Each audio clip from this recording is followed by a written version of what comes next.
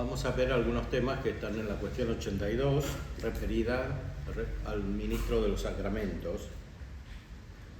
Es propio del sacerdote consagrar este sacramento. Es tan grande la dignidad de este sacramento que, como se ha declarado, solamente puede realizarse en la persona de Cristo. Ahora bien, todo el que hace una cosa en nombre de otro debe hacerla por la potestad concedida por él. Como al bautizado Cristo le concede la potestad de recibir la Eucaristía, así al sacerdote, cuando se le ordena, se le concede la potestad de realizar este sacramento en la persona de Cristo. Con esta ordenación se lo pone en el grado de aquellos a quienes dijo el Señor: haced esto en memoria mía. Por eso hay que decir que es propio del sacerdote la confección o realización del sacramento. Entonces, el sacerdote dice estas palabras son de Cristo, pero la virtud de producir el efecto de las palabras no es solamente de las palabras, sino de Cristo, que utiliza las palabras del sacerdote para producir el efecto, que es la presencia de su cuerpo.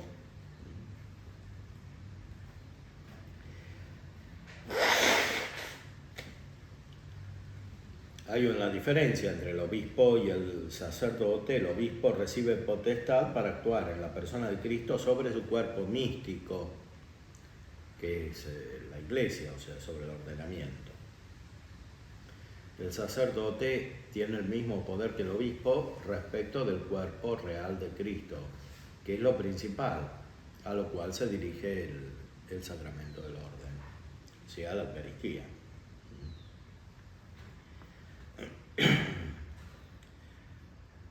Las cosas que no atañan al gobierno del cuerpo místico no están reservadas al obispo y a los sacerdotes, a los cuales el obispo les concede la facultad también. O sea, el orden sagrado es comunitario, no es solo personal. O sea, se ejercita de manera complementaria.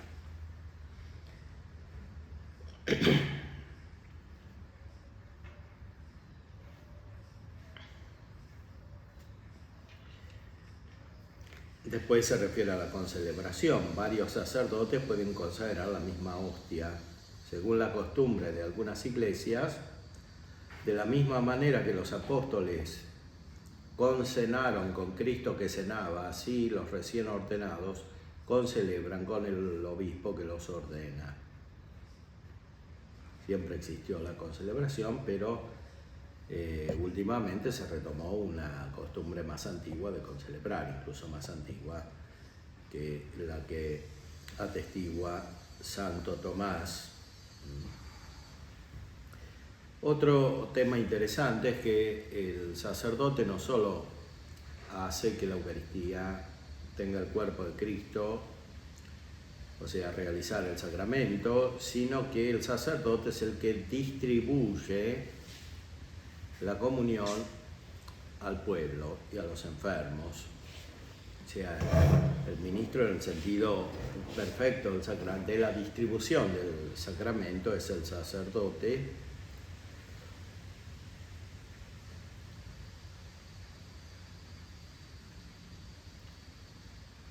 Cita un canon antiguo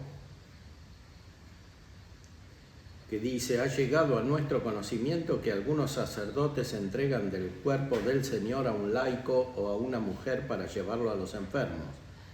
Por eso prohibió el sínodo que se continuase con estos abusos. Es el sacerdote quien debe dar la comunión a los enfermos. Bueno, esto está citado como autoridad por Santo Tomás, pero después se explica.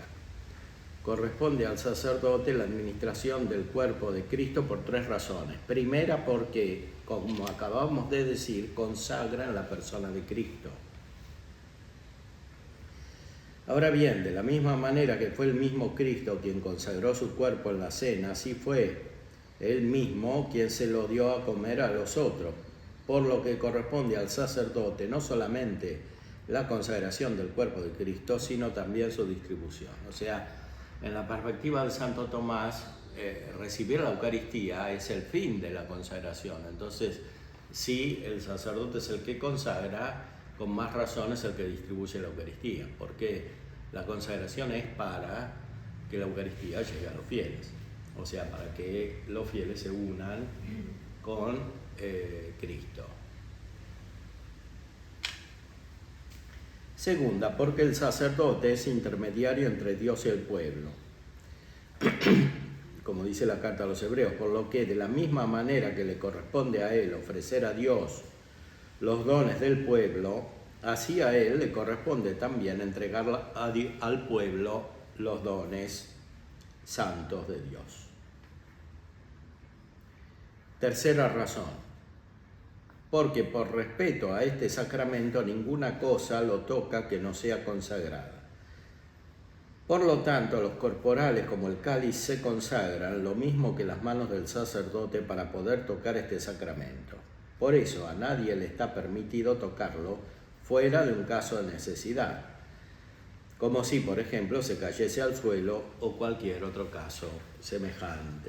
Bueno, este caso de necesidad fue interpretado de una manera cada vez más amplia por la Iglesia, pero a veces se llega a verdaderos abusos, como que el celebrante, el obispo, el sacerdote estén sentados y los laicos distribuyan la Eucaristía, porque ahí hay como una inversión del sentido del sacramento. O sea, el sacramento es para que los fieles lo reciban. Entonces la misma consagración está dirigida a esto. La costumbre contraria puede implicar el riesgo de una disminución del significado de la comunión. De hecho, es paralelo al abuso mucho más grave de recibir sacramentalmente la comunión por parte de los que no la pueden recibir espiritualmente.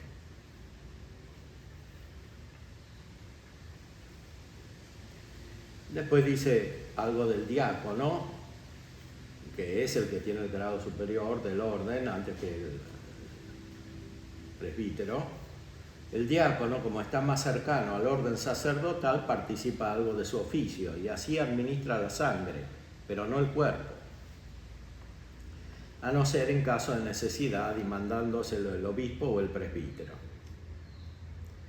En primer lugar, porque la sangre de Cristo está contenida en el cáliz, por lo que no es preciso que la toque el ministro como se ha de tocar el cuerpo de Cristo. Segundo, porque la sangre indica la redención que de Cristo llega al pueblo, por lo que la sangre se mezcla con agua, un agua que designa al pueblo. Y puesto que los diáconos están entre el sacerdote y el pueblo, es más adecuado para ellos la distribución de la sangre que la del cuerpo. Todo esto es más cercano a la liturgia antigua, a la función antigua de los ministros.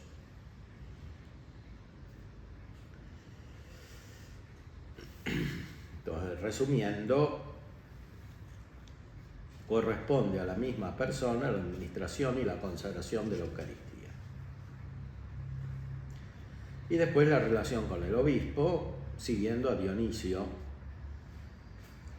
De la misma manera que el diácono participa un poco de la virtud iluminativa del sacerdote administrando la sangre, así el sacerdote participa del gobierno perfectivo del obispo administrando este sacramento, que perfecciona al hombre en sí mismo, uniéndolo a Cristo.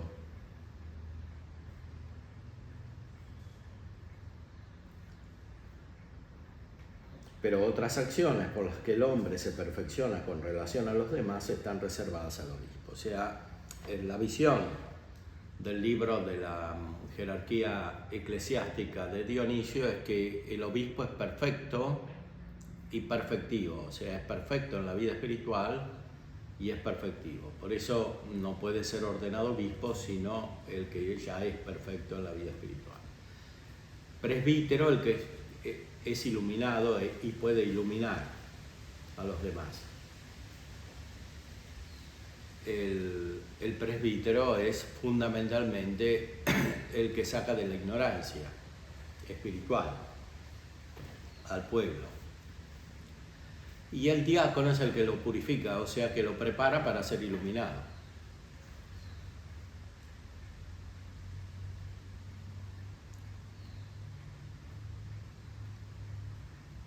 El Dionisio, en la jerarquía eclesiástica, agrega otro sacramento que es intermedio entre la función jerárquica del orden sagrado, o sea, del obispo, el presbítero y del diácono, y el pueblo. Este es el sacramento del monaquismo, o sea, ser monje. El monje es perfeccionado por el obispo para que tenga lo propio del pueblo, pero en grado superior, de manera tal que pueda conectar con el pueblo y se ocupe de las cosas divinas. Por eso dice que los monjes son llamados terapeutas, o sea, los que cuidan lo divino. Esta función de los monjes falta mucho hoy, por eso se desordena el conjunto de la Iglesia, y lo mismo sucede en la referencia de los grados del orden y la vida espiritual, y finalmente la Eucaristía, ¿no? Que es lo que está traduciendo aquí Santo Tomás. En conexión con esto, hay un artículo que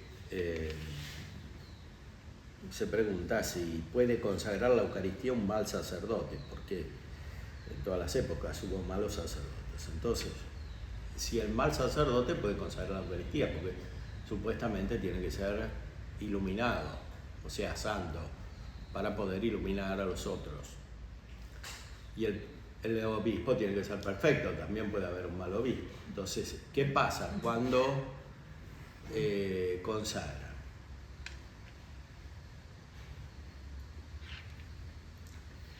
San Agustín, en su libro acerca del cuerpo del Señor, dice: en la Iglesia Católica, referente al misterio del cuerpo y de la sangre del Señor, no hace más un buen sacerdote ni menos uno malo, porque el misterio se realiza no por los méritos de quien consagra, sino por la palabra del Creador y en virtud del Espíritu Santo. O sea, para consagrar hay una virtud divina, y el sacerdote o el obispo es instrumento de esa virtud divina, o mejor, con esa virtud divina para producir un resultado que solo Dios puede producir, o sea, cambiar la sustancia de algo en otra cosa, que es el cuerpo de Cristo, y lo mismo el vino en la sangre. Entonces, eso requiere un poder divino. Justamente porque es un poder tan elevado, el sacerdote lo tiene solo ministerialmente y no como algo propio de su propia santidad. Esto lo dice San Agustín, que tenía que combatir con una herejía de su tiempo, que era el donatismo. Los donatistas decían que solamente eran válidos los sacramentos de los que son perfectos espiritualmente. Entonces, si alguien no era donatista y era bautizado, había que bautizarlo de vuelta, porque ese bautismo no era válido. En cambio, los católicos, con San Agustín a la cabeza, decían: no, los sacramentos son válidos, aunque estén administrados por alguien que no sea bueno.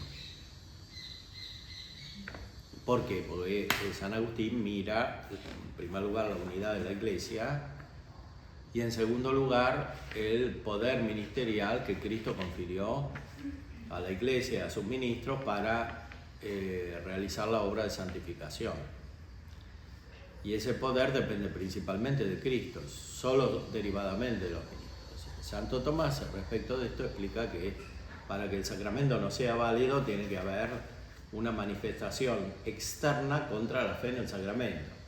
Mientras el ministro quiere hacer lo que hace la Iglesia, aunque sea solo externamente, el sacramento es válido. Aunque interiormente ni siquiera tuviese la fe en el sacramento.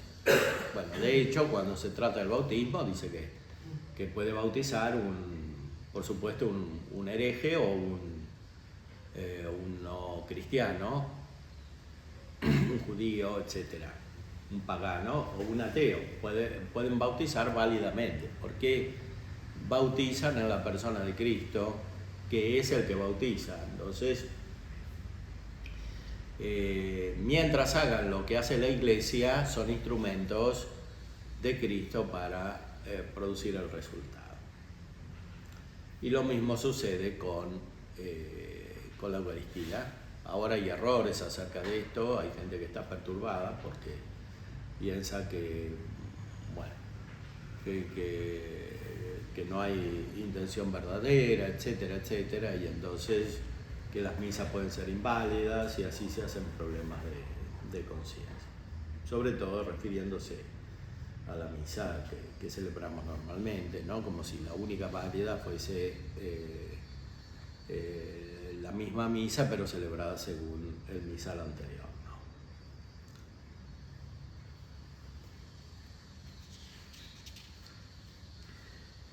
Bueno, aquí dice: el sacerdote consagra este sacramento no por la virtud propia, sino como ministro de Cristo en cuya persona lo consagra. Ahora vean, por el hecho de ser malo, uno no deja de ser ministro de Cristo, porque el Señor tiene buenos y malos ministros o siervos, por lo que en Mateo 24 dice el Señor: ¿quién piensas que se comportó como un siervo fiel y prudente, etcétera? Y posteriormente añade: si dijere este mal siervo en su corazón, etcétera. Y el apóstol escribe en la primera a los Corintios que nos tengan los hombres por servidores de Cristo, pero también añade después: de nada me recuerde la conciencia, pero no por eso quedo justificado. Estaba seguro, por tanto, de que era ministro de Cristo, puesto que no estaba seguro de ser justo, aunque no estaba seguro de ser justo. Porque uno, pues, puede ser ministro de Cristo sin ser justo. Esto pone de relieve la excelencia de Cristo, al que sirven como a Dios verdadero no solo las cosas buenas, sino también las malas. De hecho, San Pablo también dice: todas las cosas conducen al bien de los que aman a Dios, o sea, incluso las acciones de los malos, porque todo está gobernado por la providencia divina, en este caso, lo que dice San Pablo de modo general, refiriéndose a todo el universo.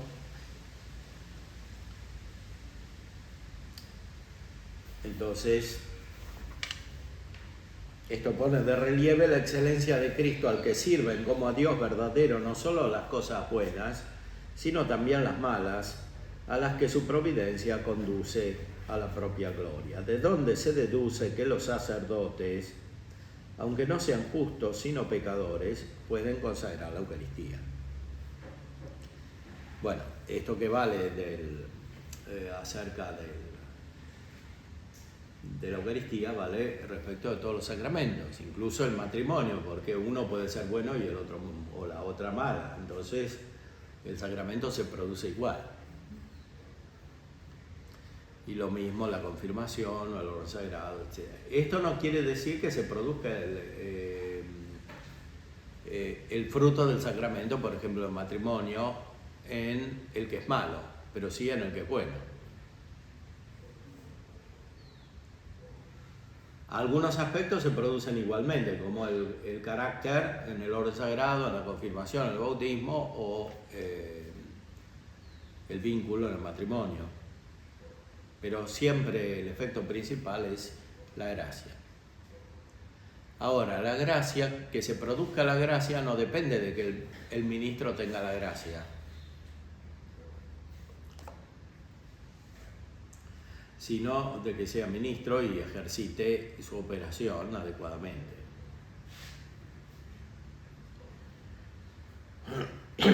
Ahora, Santo Tomás también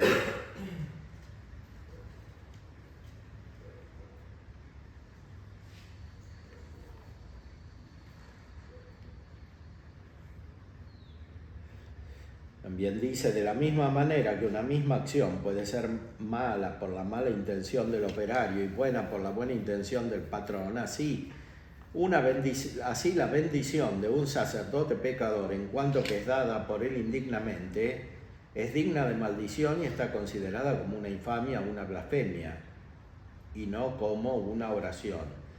Pero en cuanto que la da en la persona de Cristo, es santa y eficaz. Por eso se dice expresamente, maldeciré vuestras bendiciones. Ahora, lo que vale para el sacramento, que es bueno aunque el ministro sea malo, vale también para la enseñanza y para el magisterio. O sea, puede haber un mal obispo o un mal papa o un mal presbítero que enseñen en virtud del orden. Claro, la enseñanza y más todavía el gobierno espiritual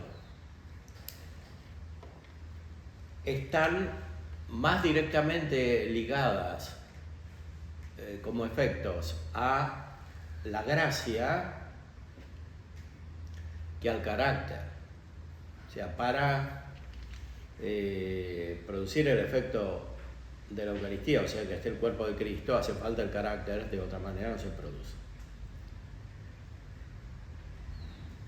Para ejercitar el carácter en su sentido pleno, o sea, para obrar a la persona de Cristo, enseñando, siendo padre espiritual de las almas, etc., el carácter necesita la gracia, porque cuando no está la gracia, el carácter actúa en lo externo, podríamos decir, en la producción del cuerpo de Cristo a partir del pan, pero no en lo que es más directamente espiritual, en el orden personal. Por eso Santo Tomás da una importancia también en la misa a quien celebra, aunque no corresponde a la esencia del sacramento. O sea, el sacramento se produce igual.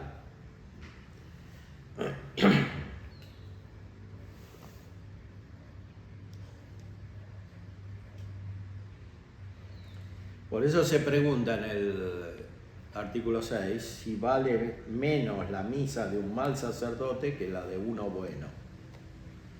Esto es un problema, porque si vale menos, entonces uno tendría que estar haciendo muchas distinciones a ver a dónde va a misa.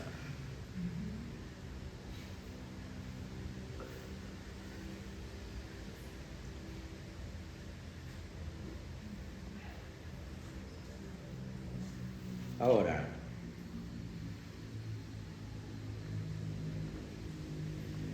en el derecho canónico que Santo Tomás seguía, que está en el decreto del Graciano, se dice, y lo cita aquí Santo Tomás en el Sercón: cuanto más dignos fueren los sacerdotes, con mayor facilidad serán escuchados en las necesidades de aquellos por quienes oran.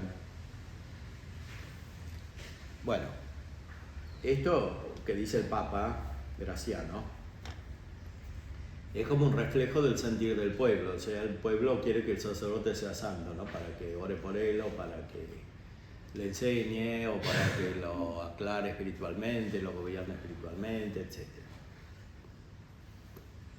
Porque es evidente que efecto del sacramento del orden no es solamente el carácter por el cual se celebra la Eucaristía, sino también y principalmente la gracia, porque el efecto principal de todos los sacramentos es la gracia, no el carácter.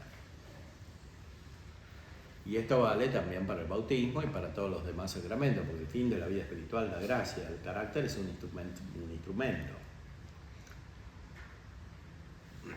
espiritual para producir la gracia. Por eso el mismo carácter produce efectos diferentes según la gracia que tenga el ministro.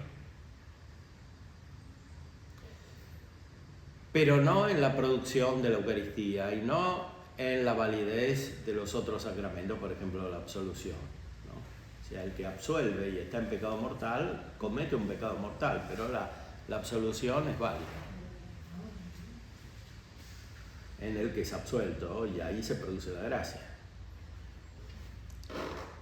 Pero está claro que hay una conexión entre la gracia y el carácter, porque el fin del carácter es la gracia. Entonces, cuanto más gracia tenga el sacerdote, tanto más puede enseñar o puede ser padre espiritual, gobernar espiritualmente, etc. Eso se ve en toda la historia de la Iglesia, ¿no? Que no todos los sacerdotes han producido los mismos efectos. Algunos eran herejes, como Lutero era sacerdote también, además de monje. Entonces, produjo efectos muy negativos.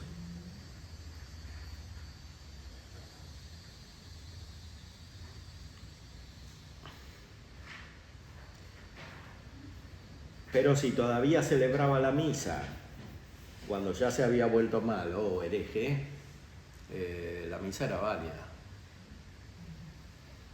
Salvo que externamente manifestara, como de hecho lo hizo después, algo directamente contrario a la Eucaristía y a la misa y a la esencia del sacramento.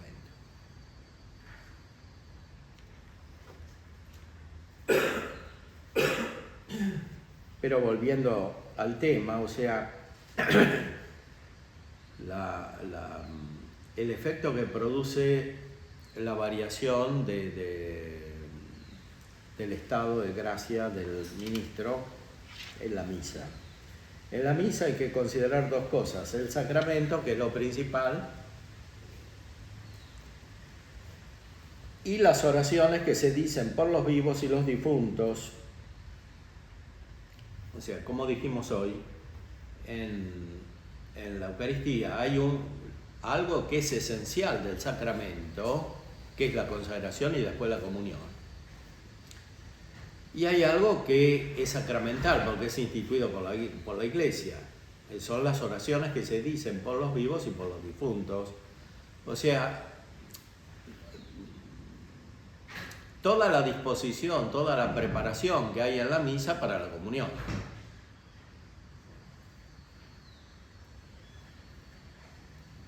Y lo que pasa en la misa pasa con mayor razón fuera de la misa. O sea, el sacerdote enseña fuera de la misa o guía espiritualmente a las personas, etc. O las comunidades.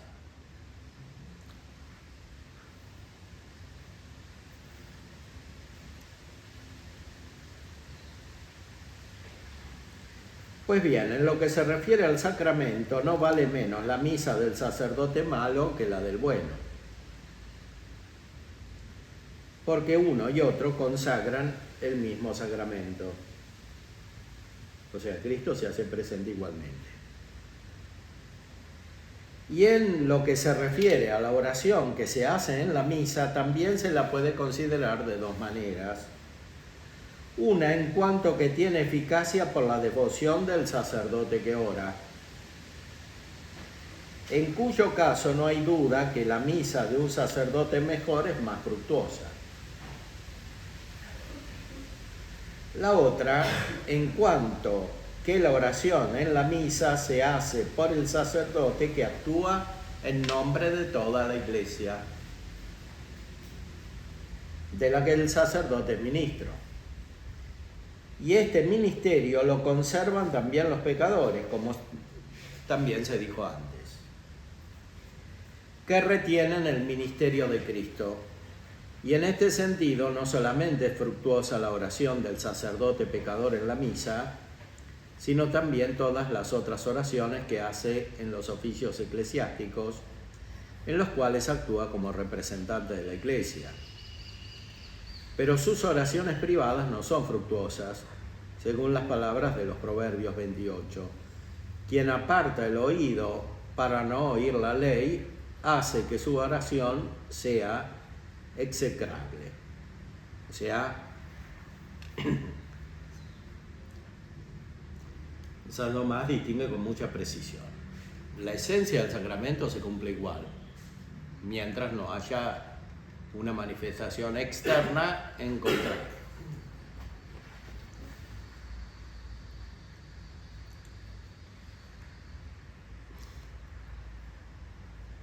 Las oraciones de la misa se pueden considerar de dos maneras.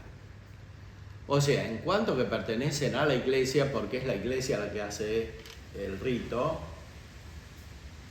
y es toda la iglesia la que de alguna manera celebra la Eucaristía, porque la celebra Cristo, entonces ahí la misa produce igualmente el efecto, aunque el sacerdote sea malo. Pero la devoción o la santidad del sacerdote que celebra la misa también es personal, y esto sí produce un efecto distinto. Ahora, lo que vale para la celebración de la misa vale con más razón para los otros actos. Por ejemplo, celebrar el oficio divino, dice aquí, o sea, la liturgia de las horas. Y con más razón todavía respecto de los actos que implican una aplicación personal y prudencial, como es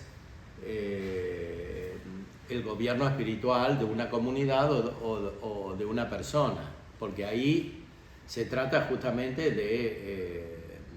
de suscitar la gracia a partir de la gracia. Eso es lo más propio. Y no se puede hacer si no está la gracia. Y lo mismo respecto de la enseñanza, aunque la enseñanza, como dicen todos los autores espirituales, se puede hacer de una manera fría, es decir, racionalista, de los autores místicos, sobre todo a finales del siglo XV, en el siglo XVI, pero ya la imitación de Cristo decían eso, o sea que puede haber una manera de enseñar que esté desprovista de piedad, de sentimiento, de profundidad contemplativa, etcétera, y que sea solo, decían ellos, escolástica, o sea, una teología escolástica distinta de la teología mística. San Juan de la Cruz también en el Cántico Espiritual distingue teología escolástica y mística, no en sentido negativo, pero sí en el sentido de que una se hace a modo racional y la otra a modo espiritual. Santo Tomás en la primera cuestión de la Suma también lo dice, que hay una teología que se adquiere por el estudio y otra que se adquiere por el Espíritu Santo. En el fondo son la misma teología, porque una es la perfección de la otra. Bueno, esto se aplica también a la acción del Papa, del Obispo y del sacerdote. O sea, que las acciones sean válidas no quiere decir que todo lo que hacen produzca un fruto espiritual bueno. Muchas veces produce fruto espiritual malo lo que hacen, pero depende de lo que hacen. Si celebran la Eucaristía, eso siempre es bueno porque se produce el efecto principal, que es Cristo que se haga presente. Ahora, si enseñan, si dan consejos, etcétera, ahí depende de cómo sean. Si dicen lo que dice la Iglesia, el efecto positivo se produce igual. Porque aunque haya un papa malo, un obispo malo, un presbítero malo, etcétera, si dicen lo que dice la Iglesia, lo que se recibe en virtud de la Iglesia. Ahora, si en la homilía o en la enseñanza en general dicen sus teorías o lo que sacan de la filosofía moderna o lo que fuere, eso no siempre produce efecto positivo. Puede producir más efecto negativo que positivo.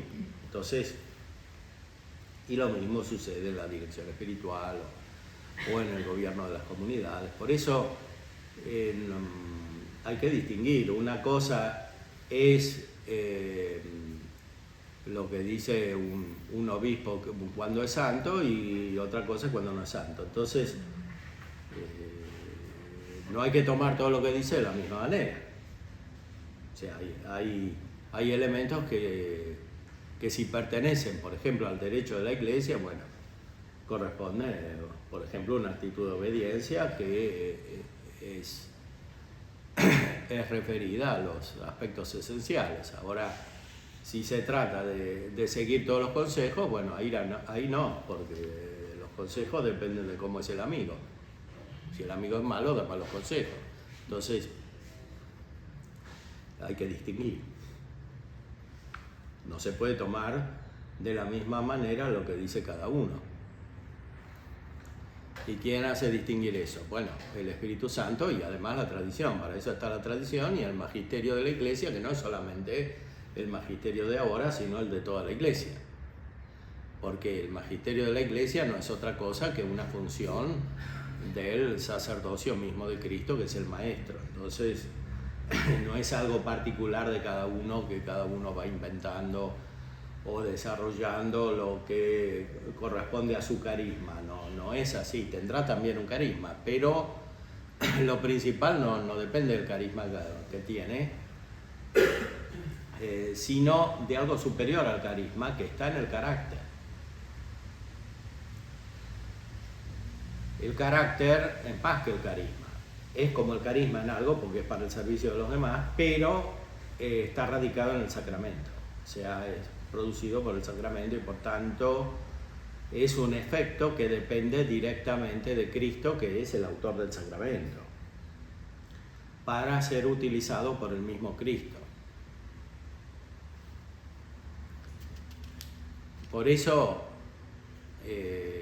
la Iglesia sigue siendo sacramento universal de salvación para todos los hombres, como dice el Concilio en Lumen Gentium, a pesar de todos los problemas que hay en toda la historia de la Iglesia. Pero así como hay problemas, hay santidad. Entonces, la función la cumple siempre. Y recordemos que la Iglesia está en la Eucaristía, porque la Eucaristía produce la unidad de la Iglesia, la hace presente.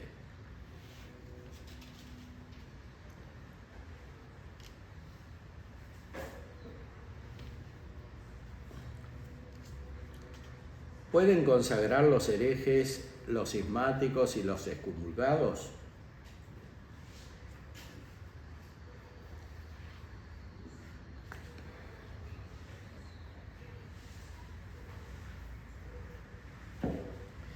Algunos han afirmado que los herejes, los cismáticos y los excomulgados, puesto que están fuera de la Iglesia, no pueden hacer este sacramento. Pero se equivocan, porque como observa San Agustín, en contra Parmeniano, es distinto no tener una cosa y tenerla abusivamente, como también es distinto no dar y no dar rectamente. Pues bien, los que perteneciendo a la Iglesia recibieron la potestad de consagrar en la ordenación sacerdotal tienen la potestad lícitamente, pero no la utilizan correctamente si se separan después de la Iglesia por la herejía, el cisma o la excomunión. Pero quienes se ordenan estando ya separados no han adquirido lícitamente la potestad, ni lícitamente la utilizan, pero que tanto uno como otros tienen esta potestad consta por el hecho indicado ya por San Agustín, de que cuando retornan a la unidad de la Iglesia no son nuevamente ordenados, sino que se los recibe con las órdenes que tienen. Y puesto que la consagración de la Eucaristía es un acto dependiente de la ordenación sacerdotal, los que se han separado de la Iglesia por herejía, cisma o excomunión pueden efectivamente consagrar la Eucaristía, la cual, aunque haya sido consagrada por ellos, contiene el verdadero cuerpo y la sangre de Cristo. Sin embargo, no consagran lícitamente, sino que pecan consagrando así. Por consiguiente, no reciben el fruto del sacrificio, que es el sacrificio espiritual. El sacrificio espiritual, que es el acto del culto del Padre que hace Cristo en la Eucaristía. Eso no le sirve a ellos, pero la Eucaristía está, o sea, la misa es válida, aunque sean herejes, cismáticos o excomulgados. Por eso las dudas que tienen muchos hoy están fuera de lugar, porque algunos que piensan ser tradicionalistas en realidad no conocen a Santo Tomás y a San Agustín, que dicen lo contrario, además de del magisterio y de la práctica de la Iglesia.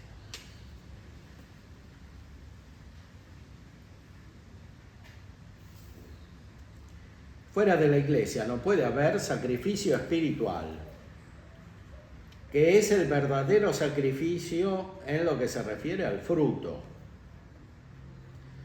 aunque sea verdadero en lo que se refiere al sacramento, del mismo modo que anteriormente decíamos que el pecador recibe el cuerpo de Cristo sacramentalmente, pero no espiritualmente.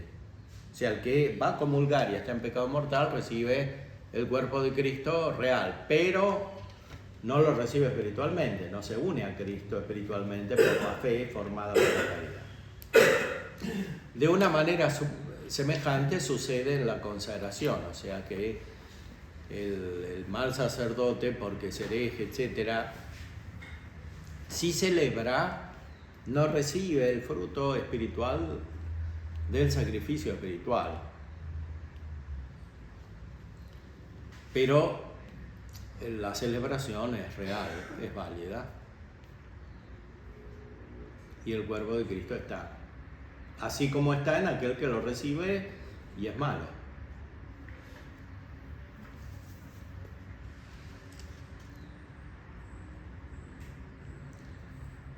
Ahora, ¿puede uno ir a la misa,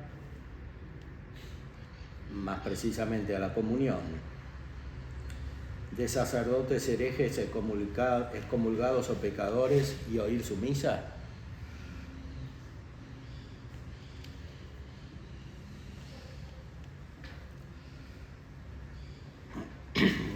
Un canon del derecho canónico vigente en la época, citado por San Tomás, dice que nadie oiga la misa del sacerdote de quien se sabe que tiene concubina. O sea que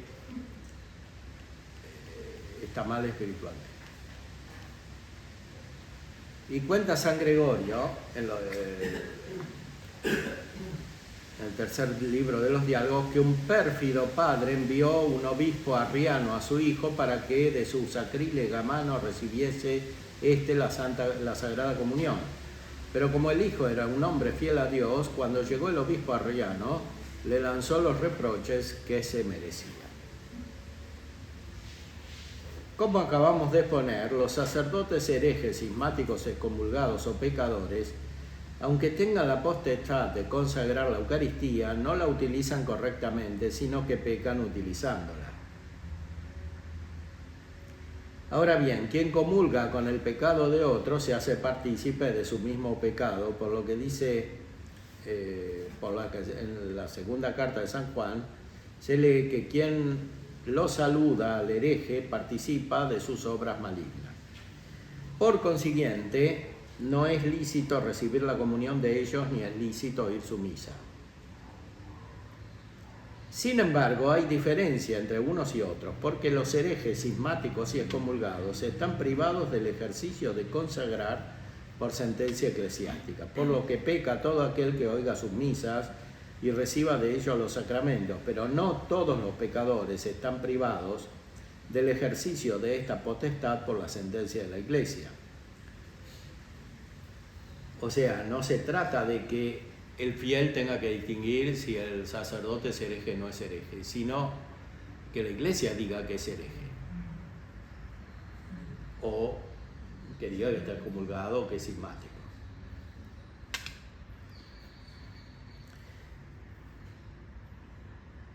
De tal modo que aunque estén suspendidos por sentencia divina de cara a su conciencia, no lo están con respecto a los demás por sentencia eclesiástica. De ahí que sea lícito recibir la comunión y oír las misas de ellos hasta que la Iglesia pronuncie su sentencia. Por eso, comentando las palabras de la primera a los Corintios, con eso ni comer, dice la glosa de San Agustín. Diciendo esto, no quiere que un hombre juzgue a otro hombre por mera sospecha o por juicio indebido, sino más bien por la ley de Dios determinada por la Iglesia, la confesión espontánea o porque ha sido acusado y convencido. Confesión espontánea quiere decir que un sacerdote o un obispo puede confesar una herejía públicamente, decirla. Entonces, claro, no hace falta la sentencia de la Iglesia.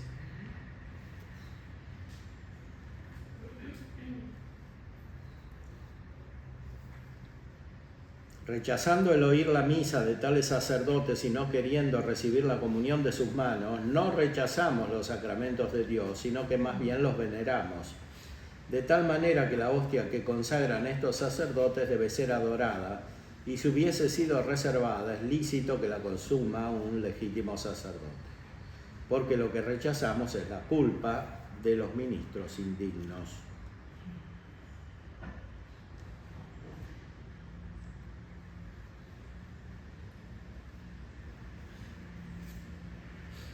Etcétera.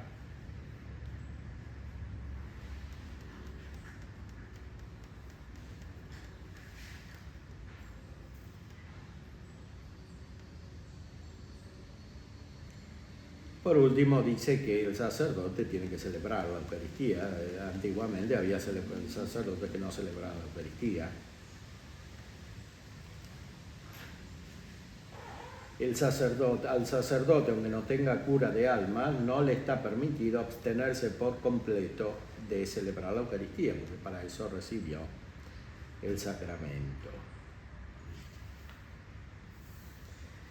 Después, Santo Tomás explica el rito del sacramento, o sea, la misa. Gran parte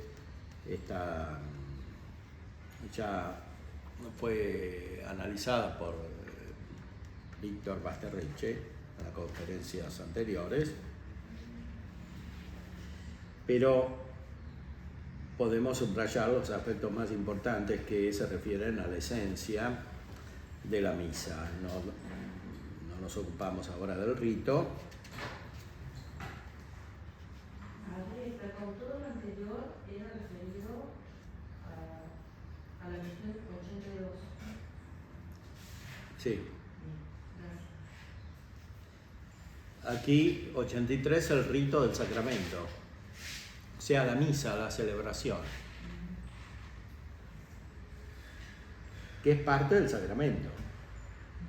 Ahora, el fin de la celebración es la presencia de Cristo en la Eucaristía, que es lo que llamamos sacramento por excelencia. ¿Ya? Repetimos, aquí la visión es más bien que toda la misa se ordena a la comunión, que es lo más importante. O sea que la misma consagración que la hace uno que tiene el poder, que es el sacerdote, está para que el mismo sacerdote y los fieles reciban la comunión, y no al revés.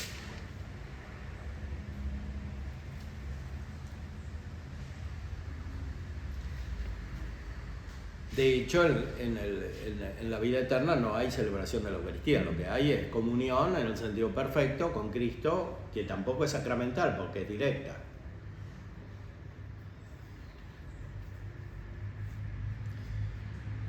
La celebración de este sacramento es considerada como inmolación de Cristo de dos maneras. Es una expresión tradicional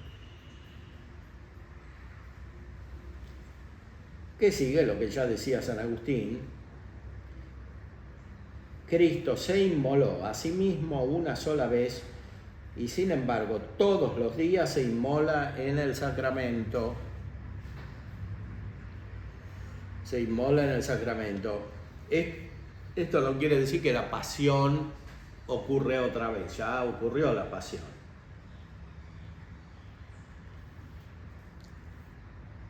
Lo que sí ocurre es una inmolación.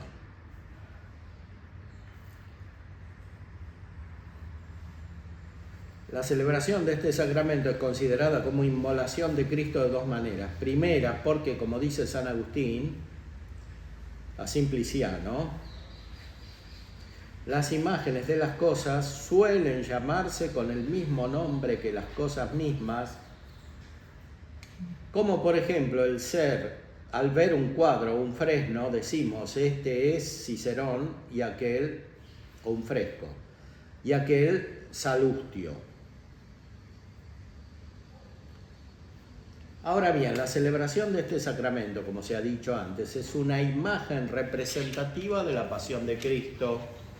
Es una de las definiciones de la Eucaristía. Pero atención, aquí no habla de la Eucaristía directamente en su sentido último, que es la comunión, sino de la celebración. La celebración tiene por fin la comunión. La celebración de la Eucaristía, o sea, la misa, es una imagen representativa de la pasión de Cristo. Cuando habla de la comunión, no dice que es una imagen. El pan y el vino no son una imagen del cuerpo y de la sangre de Cristo, porque contienen el cuerpo y la sangre de Cristo, o sea, está realmente Cristo ahí. O sea, la Eucaristía es Cristo, no es una imagen. Es Cristo bajo una especie sensible, o sea, un sacramento, pero no utiliza la palabra imagen. Es un signo más que una imagen. Un signo es lo que designa algo distinto de sí mismo, y una imagen es aquello que lo representa. La imagen es signo, pero no todo signo es imagen.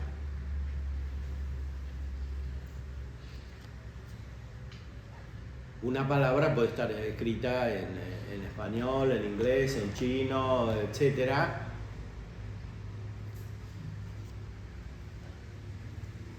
Pero no siempre la palabra contiene una imagen. A veces en chino sí, pero en otros idiomas no. En los idiomas nuestros no hay una imagen en la palabra escrita y menos oral. Entonces es un signo que tiene su eficacia por una convención. En cambio, aquí en los sacramentos no es por convención, sino por la institución de Cristo.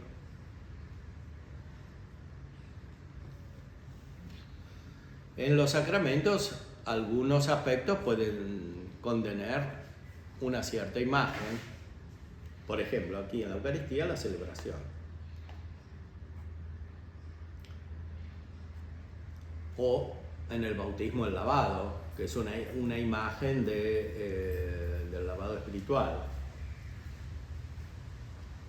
O en la confirmación, la unción, etc.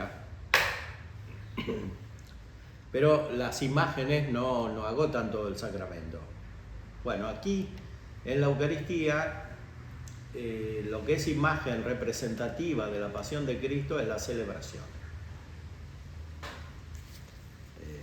Esto está en la cuestión 83. ¿Y esa imagen es por convención? No, es por institución divina, o por institución de la Iglesia, como es el rito. La esencia es por institución divina, por el Cristo que dijo las palabras mismas y que hizo los gestos en la última cena. Ahora, después la Iglesia completa esto.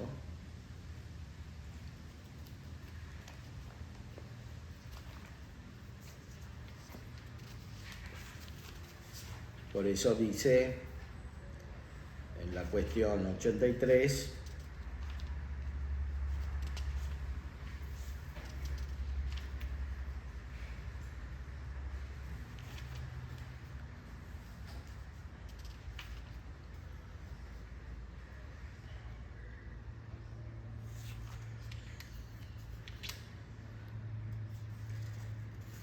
imago esquedam representativa passionis Christi, quae est vera immolatio.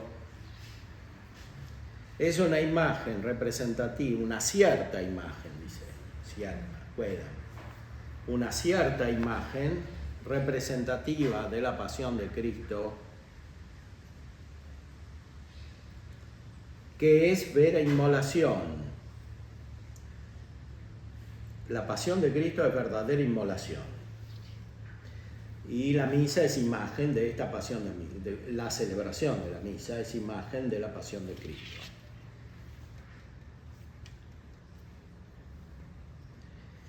Por eso, dice San Ambrosio, comentando la carta a los Hebreos, en Cristo se ofreció una sola vez el sacrificio eficaz para la vida eterna. ¿Qué hacemos entonces nosotros? ¿Acaso no lo ofrecemos todos los días como conmemoración de su muerte? O sea, lo que se hace todos los días no es la pasión misma. Esa ya pasó una vez para siempre, como dice la carta a los Hebreos y como dicen los padres de la Iglesia. O sea, la Escritura y la tradición. Lo que se hace todos los días es la imagen y el recuerdo de esa pasión.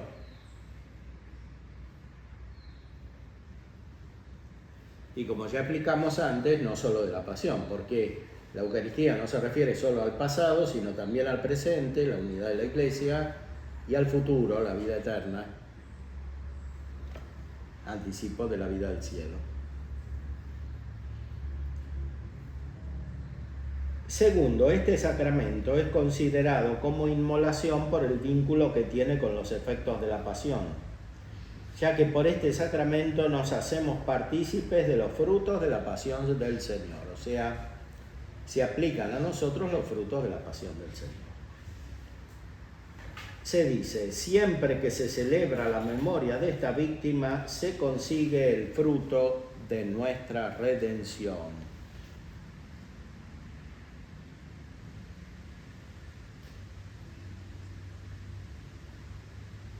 Ahora, ¿cuál es el fruto de esta redención?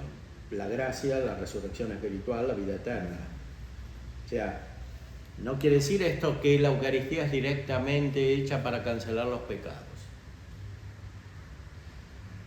Aunque claramente la acción de Cristo es la que cancela los pecados, pero la Eucaristía está hecha para recibir el fruto espiritual, que es lo que se recibe en la comunión, efectivamente, después de la consagración.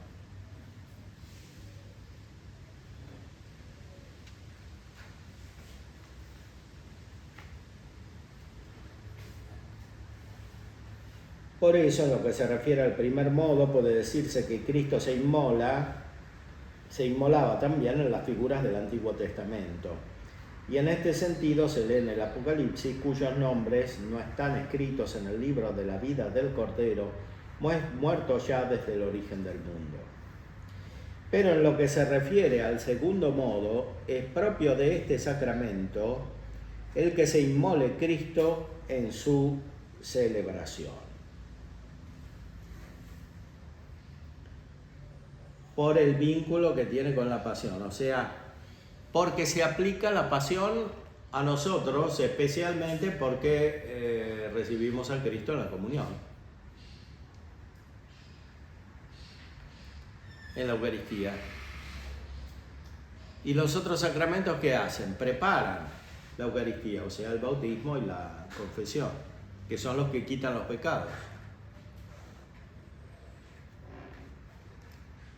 Y por supuesto, su eficacia, como explicó San Tomás en el Tratado de los Sacramentos, deriva de la pasión de Cristo, de la misma pasión.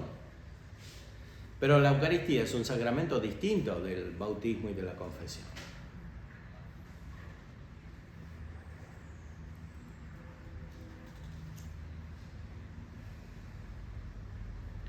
Como afirma San Ambrosio en el lugar citado, única es la víctima, o sea, la que Cristo ofreció y nosotros ofrecemos, y no muchas, ya que Cristo se ha inmolado una sola vez, pero este sacrificio nuestro es una imagen de aquel.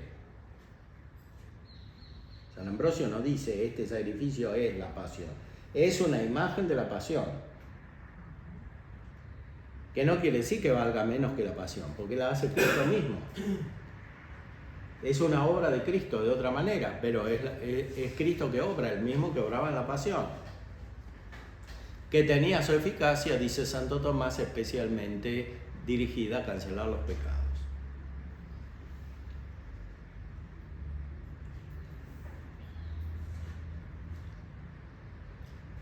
La celebración de este sacramento es una imagen representativa de la pasión de Cristo. Así también el altar es la representación de su cruz, sobre la que Cristo se inmoló en su cuerpo físico.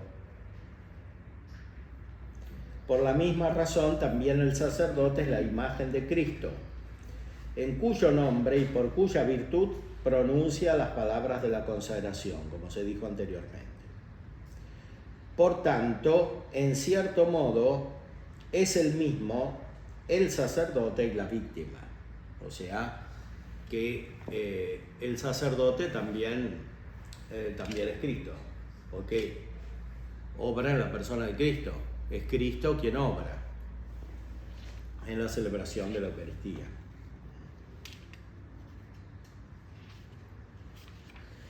Por eso podemos terminar con una consideración sintética que está tomada del Concilio Vaticano II, que recibe toda esta teología de Santo Tomás, y dice en Sacrosanctum Concilium, que es el primer documento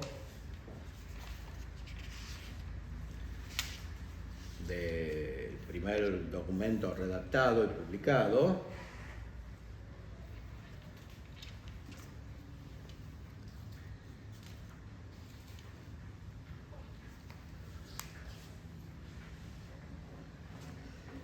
la liturgia por cuyo medio se ejerce la obra de nuestra redención, sobre todo en el divino sacrificio de la Eucaristía, contribuye en sumo grado a que los fieles expresen en su vida y manifiesten a los demás el misterio de Cristo y la naturaleza auténtica de la verdadera Iglesia.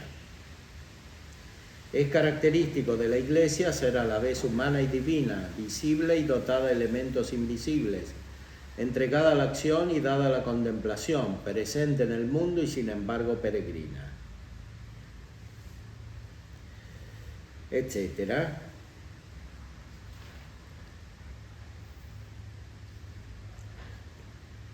El Sacrosanto Concilio, ateniéndose fielmente a la tradición, declara que la Santa Madre Iglesia atribuye igualmente derecho y honor a todos los ritos legítimamente reconocidos y quiere que en el futuro se conserven y fomenten por todos los medios. O sea, el Concilio declara que quiere seguir la tradición, no solo en el rito latino, sino también en los demás.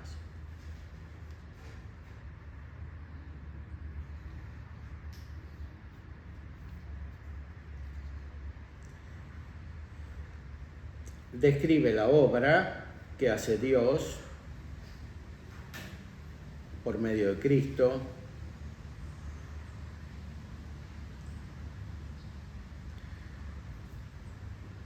por el bautismo los hombres son injertados en el misterio pascual de Jesucristo, mueren con Él, son sepultados con Él y resucitan con Él.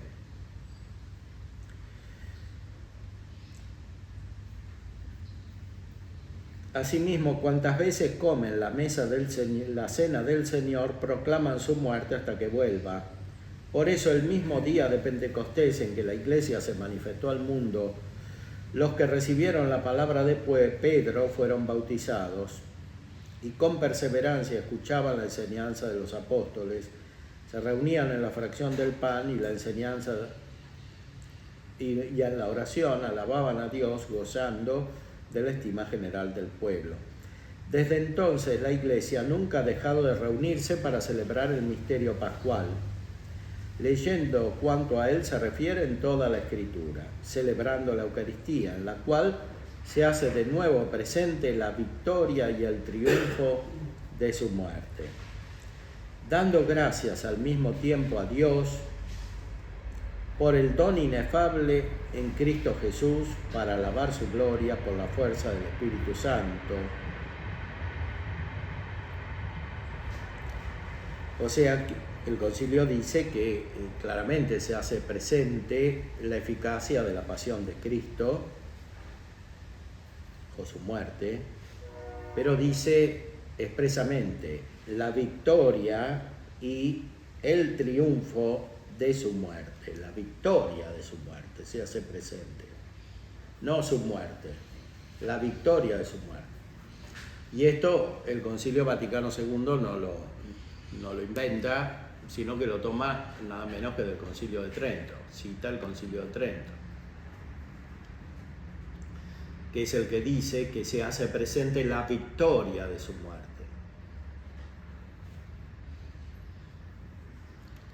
La victoria y el triunfo de su muerte.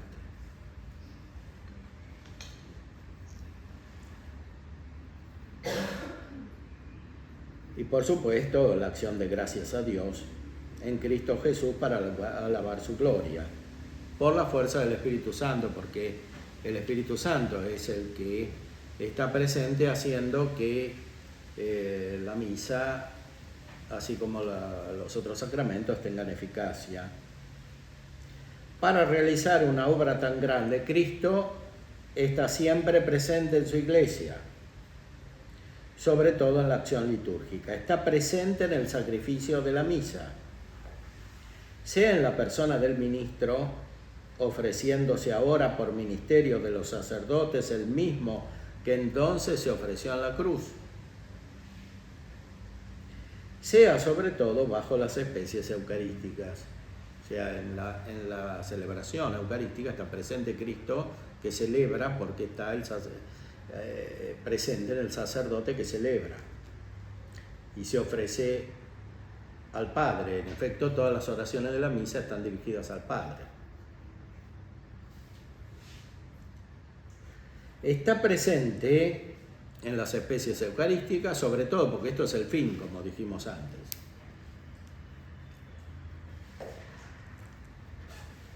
O sea, las especies no para que estén conservadas en el sagrario, sino para que estén comulgadas. O sea, para que se una Cristo con los que la reciben la Eucaristía. Y esa unión, como ya se dijo, no es principalmente sacramental, sino principalmente espiritual. Está presente con su fuerza en los sacramentos, de modo que cuando alguien bautiza, es Cristo quien bautiza. Aquí cita San Agustín. Está presente en su palabra, pues cuando se lee en la iglesia la Sagrada Escritura, es Él quien habla. Por supuesto, si el sacerdote en la homilía, en vez de explicar la palabra de Dios o lo que dice la iglesia, explica su pensamiento, claramente no habla más Cristo, habla Él. Ahora, eso que pasa en la homilía pasa en todo lo demás, o sea, en el gobierno espiritual de la iglesia, en el magisterio, etcétera, etcétera. Si el sacerdote obra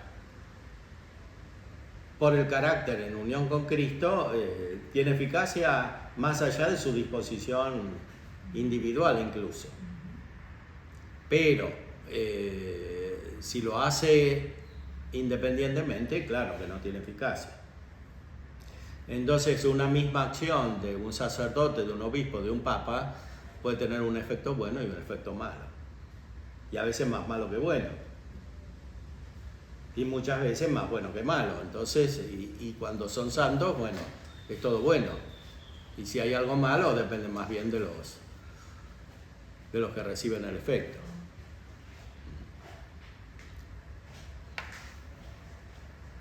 Por eso es tan importante comprender bien la doctrina de los sacramentos, y Santo Tomás es el que más la desarrolló, sobre todo porque es el doctor eucarístico y comprendió en profundidad la Eucaristía como sacramento, que es aquel que da sentido a todos los demás sacramentos y por tanto a la vida de la Iglesia entera.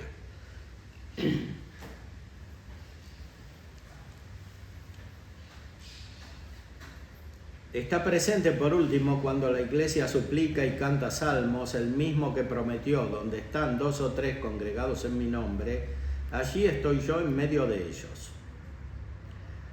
Realmente, en esta obra tan grande por la que Dios es perfectamente glorificada y los hombres santificados, Cristo asocia siempre consigo a su amadísima esposa, la Iglesia, que invoca a su Señor y por él tributa culto al Padre eterno. Con razón, entonces, se considera la liturgia como el ejercicio del sacerdocio de Jesucristo. En ella los signos sensibles significan, y cada uno a su manera realizan, la santificación del hombre. Y así el cuerpo místico de Jesucristo, es decir, la cabeza y sus miembros, ejerce el culto público íntegro.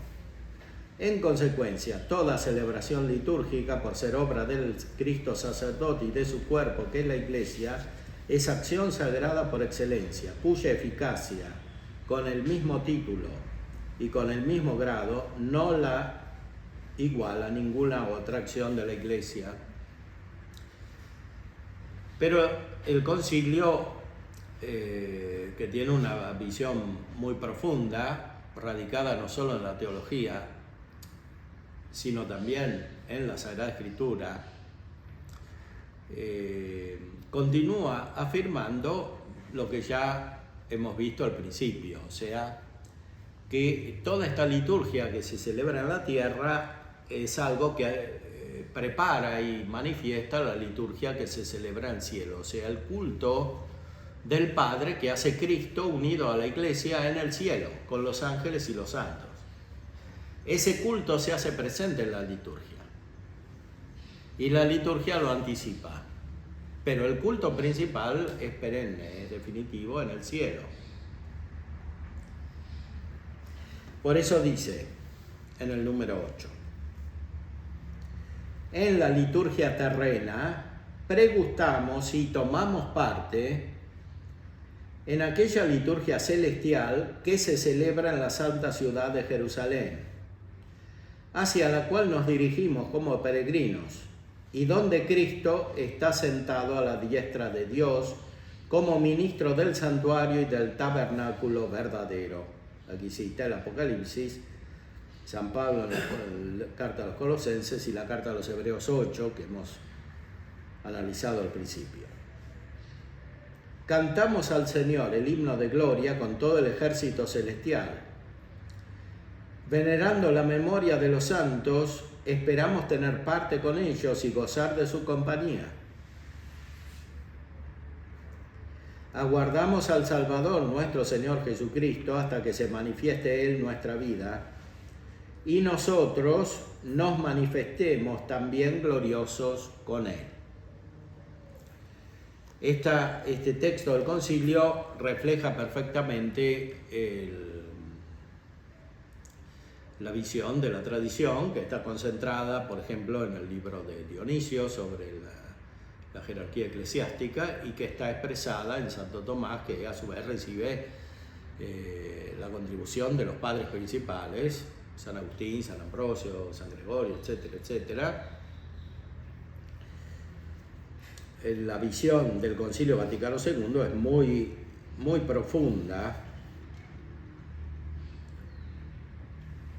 y en el número 10 expresa esta radicación, especialmente en la visión de Dionisio y de Santo Tomás, con esta expresión famosa: la liturgia es la cumbre a la cual tiende la actividad de la Iglesia y al mismo tiempo la fuente de donde emana toda su fuerza.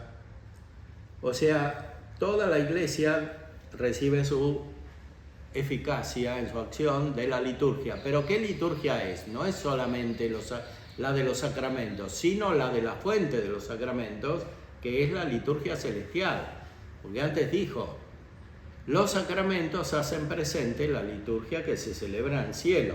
Entonces, no es simplemente que toda la vida de la Iglesia gira alrededor de la celebración de los sacramentos, sino del misterio que se hace presente en los sacramentos, que es el culto de Dios que se realiza en el cielo por parte de Cristo, que entró como sacerdote de una sola vez para siempre en el santuario, como dice la carta a los Hebreos.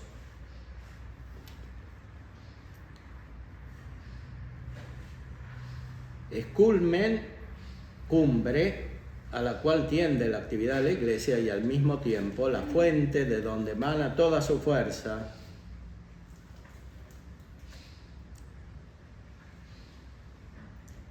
Todo, entonces, gira alrededor de la Eucaristía. Por tanto, de la liturgia, sobre todo de la Eucaristía, emana hacia nosotros la gracia como de su fuente, y se obtiene con la máxima eficacia aquella santificación de los hombres en Cristo y aquella glorificación de Dios a la cual las demás obras de la Iglesia tienden como a su fin.